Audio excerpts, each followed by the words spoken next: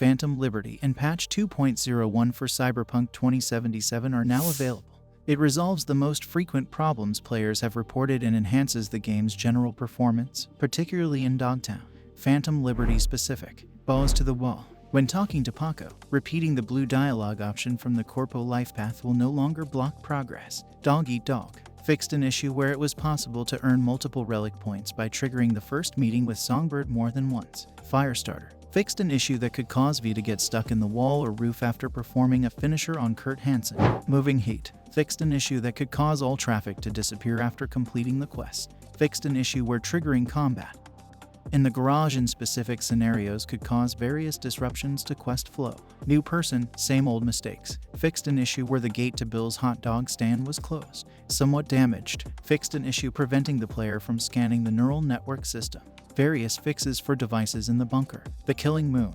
Fixed an issue that caused the doors leading to the shuttle to not open. You Know My Name. Fixed an issue where V could remain connected to the sniper nest, blocking quest progress after repeatedly switching cameras at the end of the sequence. Reed will now wear his party outfit during the dialogue with Songbird. Addressed an issue where some phone calls necessary to continue the main story began with a delay.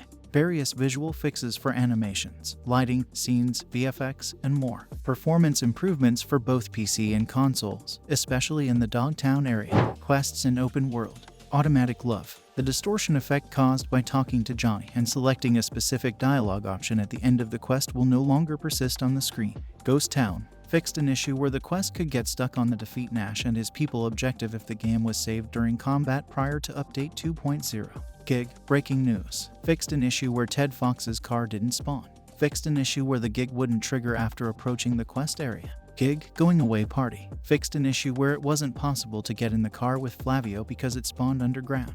Gig. The Lord giveth and taketh away. Fixed an issue where the Militech SUV spawned underground.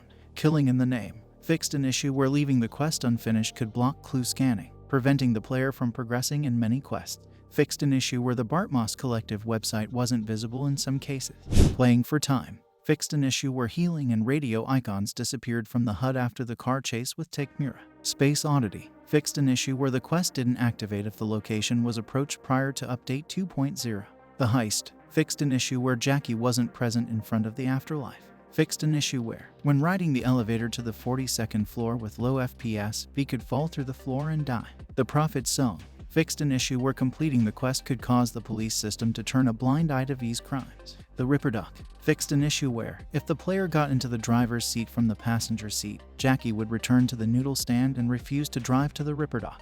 Fixed an issue where NCPD scanner hustles could remain uncompleted even after looting the necessary containers. Fixed an issue where some iconic weapons wouldn't appear on wall of the stash in V's apartment. Lowered the value of the attribute check required to enter the area where the thermal katana can be looted. Gameplay. Made it possible to properly switch to ARM cyberware by cycling through weapons. Addressed an issue that could cause V to become invulnerable to all damage. A wrecked NCPD cruiser without wheels won't be patrolling the streets of Night City anymore. Fixed an issue where some obsolete mods in the inventory and stash weren't properly exchanged for a new weapon mod. Fixed an issue where weapons obtained pre-update 2.0 could have a tier that's too high when compared to the player's level. Removed various obsolete crafting specs. Disassembling a budget ARMS slot-o-matic will now give one crafting component. PC specific. Fixed an issue where the UI could show controller inputs when playing on keyboard and mouse. Players unable to get achievements due to an issue that prevented Phantom Liberty achievements from unlocking on PC before a backend fix implemented on the day of the release will have them retroactively unlocked after loading a save from that playthrough. Improved image quality of DLSS ray reconstruction in the ultra performance setting. Miscellaneous. Various crash fixes. Vehicle radio volume has been adjusted so it's no longer too quiet compared to other sounds in the game. If you've turned down the volume of other sounds in order to better hear the radio, you may want to readjust the volume before you continue playing. Added sounds for the basilisk that were missing. Fixed an issue where the player could earn an infinite score in Trauma Drama by shooting at enemies dropping from a helicopter repeatedly. Growl FM and Dark Star websites will now be visible when playing without Phantom Liberty. Fixed an issue where disconnecting the internet didn't result in an error message being displayed in My Rewards and cross-progression tabs. The song History by Gazelle Twin and Trash Generation will now be disabled when the Disable Copyrighted Music option is turned on. Fixed an issue where hair didn't cast shadows when ray tracing was enabled. Players who pre-ordered Phantom Liberty but didn't get the Quadra Sport R7 Vigilante will now receive it. several improvements and changes to Ukrainian localization, including fixes for lines where the translation lost its original meaning. RED mod fixed an issue where tweak mods would not compile in RED mod, added Phantom Liberty support to RED mod,